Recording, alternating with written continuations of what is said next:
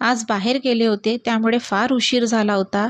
तर घरच्यांनी म्हटलं की आता फक्त तू मस्तपैकी गरमागरम खिचडी बनव। तर मी म्हटलं चला ठीक आहे, कारण उशीर पण खूप झाला होता आणि लवकरात लवकर मला जेवण पण बनवायचं होतं। तर म्हटलं मस्तपैकी मसाला अशी खिचडी बनवूया आणि तुम्हाला पण आपण दाखवूया की मसाला खिचडी ही कशी बनवायची।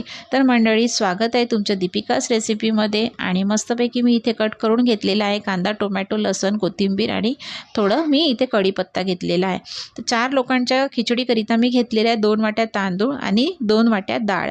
डाळ थोडी कमी घेतलेली आहे, तुम्हाला वाटत असेल तर तुम्ही थोडी जास्त पण घेऊ शकता, कारण थोडी जास्त जर डाळ आपण घेतली यामध्ये तर खिचडी थोडी टेस्टी लागते। पण मला थोडी कमी घ्यायची होती म्हणून मी तेवढीच घेतली आणि मस्तपैकी आता त्यांना एकत्र करून धुवून घेतलेलं आहे आणि थोडंसं पाणी ॲड करून मी तांदूळ आणि डाळला साईडला ठेवलेलं आहे। तर आता वेळ आलेली आहे खिचडीला फोडणी टाकायची। तर इथे कुकर झालेला होता गरम आणि त्यात मी टाकलेलं आहे तेल, मोहरी टाकली। मोहरी छान झाल्यावरती मी आता इथे जिरं टाकलेलं आहे, कढीपत्ता टाकलेला आहे आणि लसण टाकलेला आहे।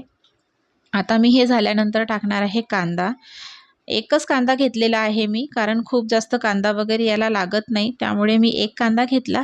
पण तुमची चॉईस आहे, जर तुम्हाला जास्त घ्यायचं असेल तर तुम्ही थोडाफार जास्त पण घेऊ शकता। आता तेव्हापर्यंत कांदा होतोय तर आपण काय करूया, मस्तपैकी पाणी गरम करायला ठेवूया। आधी जे आपण डाळ आणि तांदूळ घेतलेले आहे ना मंडळी, ते आपल्याला मोजून घ्यायचे आहे। कुठल्याही एका भांड्याने, जर तुम्हाला ग्लासने मोजायचं असेल तर ग्लासने, किंवा कुठल्या एका याच्याने तुम्हाला मोजून घ्यायचं आहे। ते जर तुमचं 2 ग्लास होत असेल, समजा तांदूळ आणि डाळीचं मिश्रण, तर तुम्हाला त्याच्यापेक्षा डबल पाणी गरम करायला ठेवायचं आहे। आता यात मी घातलेले आहे फक्त एकदम घरगुती मसाले, तुम्ही बघितलं असेल, हळद, तिखट आणि मीठ। आणि मस्तपैकी आता याला होऊ देणार आहे। आणि वरून मी शेंगदाणे टाकले त्यामध्ये, कारण खिचडीमध्ये शेंगदाणे टाकले तर याला थोडी छान टेस्ट येते। आणि इथे बघा पाणी साईडला पण माझं गरम होत आहे। तांदूळ आणि डाळ पण मी साईडला धुवून ठेवलेली होती, ते आता मी यामध्ये ॲड केलेली आहे आणि थोडंसं हलवून याला मस्तपैकी होऊ देणार आहे। कारण आपण पाणी ऑलरेडी गरम करायला ठेवलं असल्यामुळे आपण मिश्रण जे केलेलं आहे रेडी कांद्याचं आणि टोमॅटोचं, त्यामध्ये तांदूळ जर टाकले तर काही हरकत नाही। आणि पाणी पण इथे माझं बॉईल झालेलं होतं। आणि बघा इथे कांद्या टोमॅटोच्या मिश्रणमध्ये माझे तांदूळ पण छानपैकी झालेले होते। मग मी वरून पाणी ॲड केलं आणि आता मस्तपैकी याला कुकर लावून छान मस्त 3 शिट्ट्या काढायच्या आहे। जर तुम्हाला याला आणखी पातळ करायचं असेल तर तुम्ही यामध्ये थोडं आणखी पाणी ॲड करू शकता। मला पातळ नव्हतं करायचं म्हणून म्हटलं थोडंसं कमी पाणी ठेवावं। तुम्हाला जसं वाटेल तसं तुम्ही त्यात पाणी ॲड करू शकता।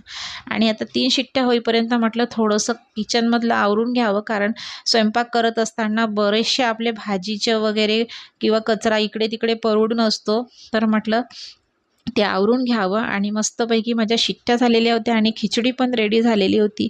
आता बसायचं होतं जेवायला। तर मंडळी, तुम्ही पण या जेवायला। आणि हो, दीपिकाज रेसिपीमध्ये मला रोज भेटायला विसरू नका, कारण मी तुमची बघत असते वाट आणि मला शेअर करायच्याच असतात माझ्या मस्तपैकी छान छान रेसिपीज, शॉर्ट आणि स्वीट। तुम्हाला तर माहिती आहे की मी जास्त मसाले यूज करत नाही, अगदी घरगुती मसाल्यांनी माझ्या या रेसिपीज बनलेल्या असतात। तर तुम्ही दीपिकाज रेसिपीमध्ये डेली यायला विसरू नका आणि धन्यवाद।